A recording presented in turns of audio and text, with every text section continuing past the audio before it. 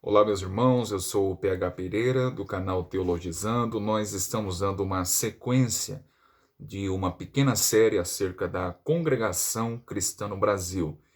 E para tanto, para o vídeo de hoje, eu gostaria de destacar um ponto que eu, digamos, mexe em nossos fundamentos. Todo cristão professo, todo cristão que se preza, ele tem a Bíblia como a sua única regra de fé e prática, como a inerrante e infalível palavra de Deus. Porém, não é bem assim que a congregação cristã no Brasil pensa, né? Por exemplo, na declaração de fé da própria congregação cristã no Brasil, no capítulo 2, no artigo 19, ah, o, o, o tema, o título do artigo é chamado de Fé e Doutrina. Eu vou deixar na descrição o link, tá bom? Para você pesquisar, onde contém essa declaração de fé da Congregação Cristã no Brasil, para você dar uma passada por lá e ler toda a declaração deles, né? E no capítulo 2, no artigo 19, chamado Fé e Doutrina, olha o que diz a Congregação Cristã no Brasil, olha o que ela declara sobre a Escritura, sobre a Bíblia Sagrada, sobre o livro do Senhor. Diz assim: a congregação cristã no Brasil é constituída por uma comunidade que aceita a Bíblia Sagrada, na qual está contida a infalível palavra de Deus, estando devotada a Jesus Cristo, autor e consumador da fé, fundada na doutrina apostólica. Você percebeu, né? Eu penso que alguns dos senhores não perceberam um erro aqui. A congregação cristã no Brasil é constituída por uma comunidade que aceita toda a Bíblia Sagrada, na qual está contida a infalível palavra de Deus. Preste atenção nessa expressão, na qual está contida a infalível palavra de Deus. Um cristão que tem a Bíblia como regra de fé e conduta, ele vai dizer que a Bíblia não contém a palavra de Deus, mas é a palavra de Deus. A Congregação Cristã no Brasil, ela até alterou, né, a declaração. Primeiro diziam que a Bíblia era a palavra de Deus, depois alteraram para dizer que a Bíblia apenas contém a infalível palavra de Deus. Isso não é heresia? O que você pensa sobre um cristão dizendo, olha, a Bíblia ela apenas contém a palavra de Deus, ela não é a palavra de Deus. Isso é liberalismo teológico. Ao contrário do que pensa a Congregação Cristã no Brasil, a Escritura aponta com clareza que ela é a inerrante e infalível palavra de Deus. O apóstolo Paulo, escrevendo a sua segunda carta a Timóteo, no capítulo 3, verso de número 16, olha o que diz o apóstolo Paulo. Toda a Escritura divinamente inspirada é proveitosa para ensinar, para redarguir, para corrigir, para instruir em justiça. Observe as primeiras expressões textuais que Paulo usa aqui. Toda a Escritura divinamente inspirada é. Paulo não diz que apenas uma parte da Escritura é inspirada, mas ele diz que toda a Escritura é inspirada. Vocês percebem, obviamente, né? Eu não sou bobo, eu conheço um pouco de Bíblia e de teologia, mas vocês percebem claramente, quem é estudante de teologia sabe, que Paulo, ao usar o termo escritura, que é a palavra grega graphe, né, que foi traduzida para nós como escritura, mas a palavra graphe, no contexto do século I, nos dias do apóstolo Paulo, ela referia-se especificamente à Bíblia hebraica, né? A escritura do Antigo Testamento. Obviamente, hoje, com o Novo Testamento pronto e fechado, nós podemos nos assegurar que não somente o Antigo Testamento é a palavra de Deus, o Antigo Testamento é inspirado, mas o Novo também é. Portanto, toda a Escritura, toda a Bíblia Sagrada, Antigo e Novo Testamento, são inspirados, são palavras de Deus. Mas nos dias do apóstolo Paulo, Paulo entendia, né, o que ele tinha em mente exatamente era a Escritura hebraica. Jesus, confirma isso em Lucas capítulo 22, verso de número 44, que passarei a ler. Melhor, capítulo 44, capítulo 24 do Evangelho segundo Lucas, verso 44, Jesus diz assim: são estas as palavras que vos disse estando ainda convosco, que convinha que se cumprisse tudo que de mim estava escrito na lei de Moisés e nos profetas e nos salmos. Percebe que Jesus, ele vai falar algo que era muito comum em seus dias. Lei de Moisés, profetas e salmos. Os judeus, eles dividiam a escritura do Antigo Testamento dessa forma: lei de Moisés, profetas e salmos.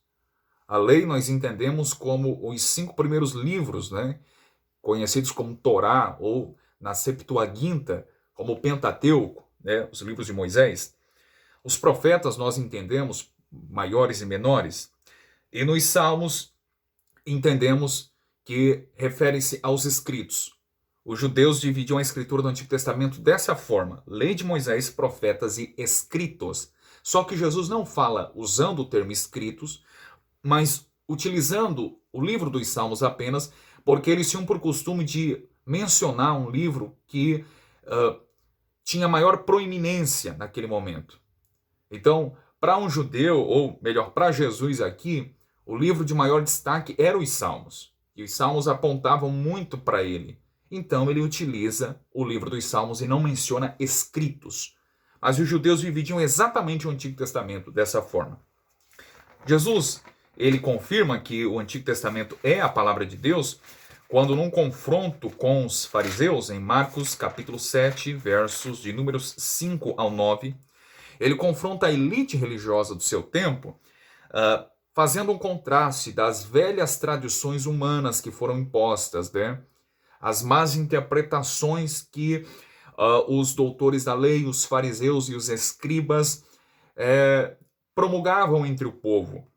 E Jesus vai contrastar dizendo, por exemplo, o verso de número 8 e 9, porque deixando o mandamento de Deus, retendes a tradição dos homens, como lavar dos jarros e dos copos, e fazeis muitas outras coisas semelhantes a estas. Verso 9, e dizia-lhes, bem invalidais o mandamento de Deus para guardardes a vossa tradição. E aí no verso de número 13, Jesus confirma que a escritura do Antigo Testamento é a palavra de Deus, quando ele diz, invalidando assim a palavra de Deus pela vossa tradição que vós ordenastes, e muitas coisas fazeis semelhantes a estas. Portanto, Jesus, o apóstolo Paulo, confirma que a escritura do Antigo Testamento é a inerrante e infalível palavra de Deus. A Bíblia não contém a palavra de Deus, mas é a palavra de Deus, e a palavra de Deus não contém erros, equívocos, deturpações. A lógica é muito simples. Deus é inerrante, ou seja, Deus não erra. A Bíblia é a sua palavra. Logo, a Bíblia não contém erros, equívocos ou deturpações, contradições e coisas parecidas. Então a Escritura aponta, a Bíblia, o apóstolo Paulo aponta e Jesus aponta que a Escritura toda do Antigo Testamento é a palavra de Deus. Tá, mas PH, uma vez num contexto de trabalho, o rapaz falou, é apenas o Antigo Testamento, que é a palavra de Deus, mas e o Novo? A Bíblia também confirma. É interessante, voltando aqui só para destacar, em 2 Timóteo 3,16, Paulo diz que toda a escritura que é uma referência clara ao Antigo Testamento, divinamente inspirada é. A palavra grega para inspirada aqui é theos pneustos, que traz a ideia de fôlego, sopro. Percebe que as palavras de Deus contidas na Escritura, na Bíblia Sagrada, como é comumente conhecida e atribuída, percebe que não são meramente letras, palavras de homens, mas significa que ela contém a respiração de Deus, o sopro de Deus, o hálito de Deus. Deus soprou nos autores bíblicos, né, que eram homens, obviamente, nós já vamos mostrar, soprou seu próprio vento, seu próprio fôlego, e eles escreveram de forma que nos asseguramos que tudo aqui é a verdade. Percebem? Então, precisamos atentar para isso. O apóstolo Pedro, deixa eu conferir aqui o texto, O apóstolo Pedro, em sua segunda carta, no capítulo 2, no capítulo 1, verso de número 21, ele diz assim: porque a profecia nunca foi produzida por vontade de homem algum, mas os homens santos de Deus falaram inspirados pelo Espírito Santo.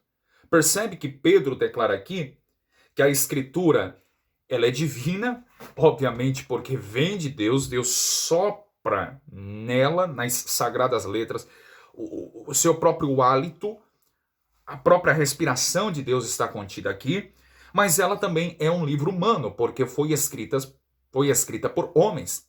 Mas percebe que eram homens santos que foram inspirados pelo Espírito, e aqui está o segredo. Obviamente, eu já ouvi muito alguém dizer, olha, a Bíblia só tem um autor, que é o Espírito Santo. É claro, o Espírito Santo é o autor da Escritura. Nas palavras de Spurgeon, ele é o autor primário, enquanto que homens, como os profetas, como os apóstolos, são os autores secundários. O apóstolo Paulo, ele declara isso, por exemplo, em Atos capítulo 28, versículo de número 25. Vamos conferir aqui rapidamente. Atos capítulo 28, versículo de número 25. Paulo vai declarar e Lucas vai registrar ou narrar, né? Capítulo 28, verso 25. E como ficaram entre si discordes, se despediram, dizendo Paulo esta palavra, 2 pontos. Bem falou o Espírito Santo a nossos pais pelo profeta Isaías. Percebe que Paulo diz aqui que o Espírito Santo é o autor primário, mas Isaías é o autor secundário. Olha, ele fala o Espírito Santo falou, mas falou por quem? Por intermédio de um homem chamado Isaías.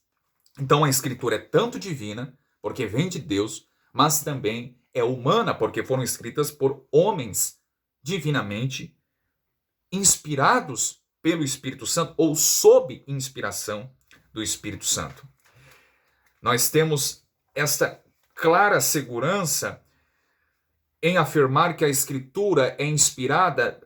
Deus comunicou as suas palavras a homens, quando nós encontramos expressões do tipo, como por exemplo, na carta aos Hebreus, capítulo 3, verso de número 7, como diz o Espírito Santo.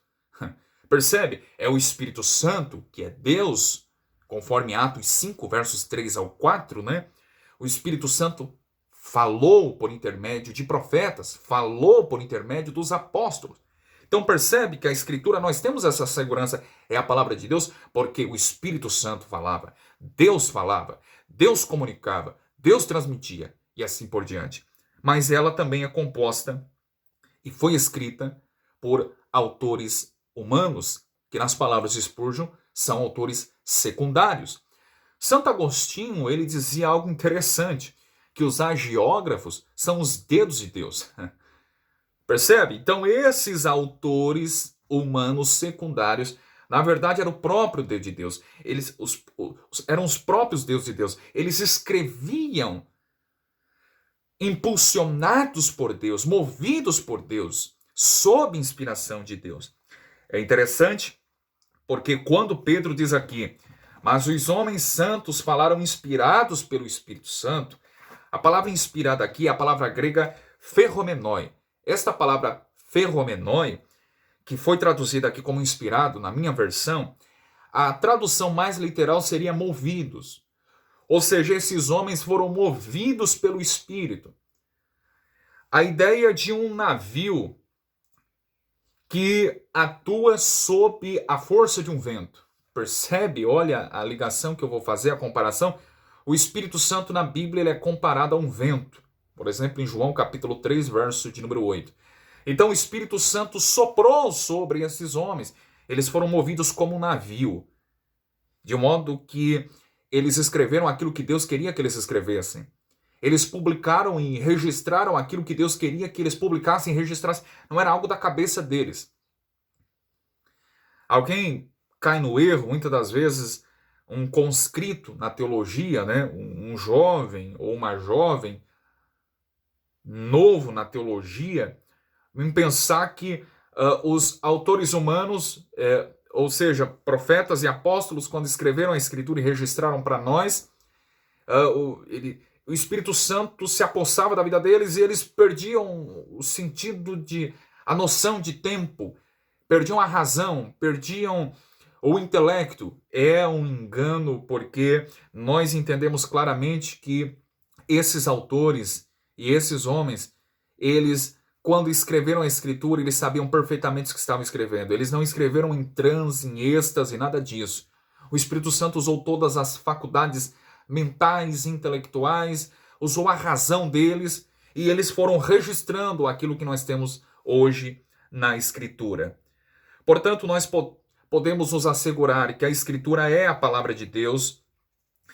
É interessante, voltando ainda sobre a Escritura, o apóstolo Tiago, no capítulo 5, verso de número 10, ele registra e ele ratifica o que Pedro declara aqui.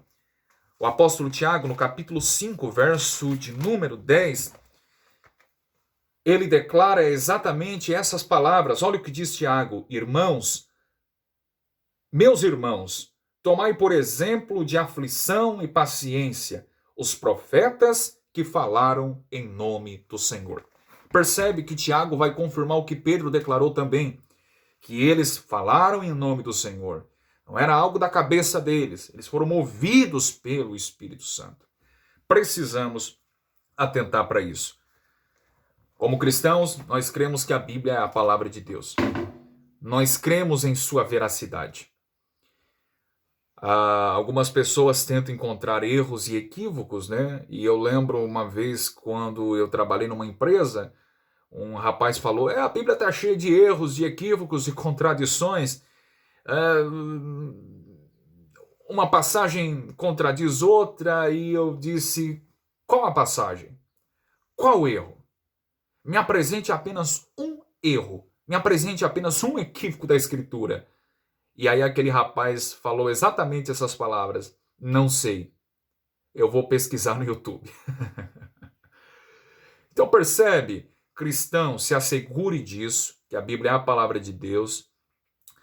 Não se retratem, assegure-se disso, creia nisso até seus ossos.